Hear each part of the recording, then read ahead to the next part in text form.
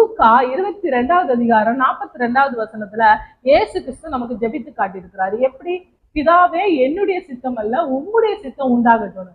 பரமண்டல ஜபத்துல கூட நமக்கு சொல்லி தரப்பட்டிருக்கிறது, இந்த பூமியில அவருடைய சித்தம் உண்டாகட்டும் அப்படின்னு சொல்லி நம்ம ஜெபிக்கணும். அப்போ தலைவர்களை குறித்து, தேர்தலை குறித்து நம்ம ஜெபிக்கும் பொழுது இந்த டிவிக்கே தான் வரணும், டிஎம்கே தான் வரணும், அந்த தலைவர்கள் வரணும், இந்த தலைவர்கள் வரணும், அப்படி நம்ம ஜெபிக்க கூடாது.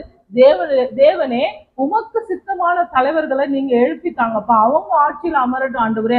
இந்த தேசம் ஒரு சமாதானத்தோட இருக்கட்டும், ஏழைகள் எல்லாம் பாதுகாக்கப்படட்டும், பெண் பிள்ளைகள் பாதுகாக்கப்படட்டும், இந்த ஆட்சி கிறிஸ்தவர்களுக்கு சாதகமா இருக்கட்டும், தேவனுடைய ராஜ்யத்துக்கும் சுவிசேஷத்துக்கும் தடையில்லாத ஆட்சியை கர்த்தர் எழுப்பித்தாங்க, ஆயினும் உங்க சித்தம் ஆண்டவரேன்னு சொல்லி ஜபிக்க வேண்டியதுதான் நம்முடைய கடமையை தவிர இவங்க வரணும் அவங்க வரணும் உலகத்தார் போல நாமளும் போட்டி போட்டுக்கொண்டு பிரச்சாரங்களுக்கு போறது, பிரச்சாரங்களை ஈடுபடுகிறது, இதெல்லாம் நம்ம வேலை கிடையாது.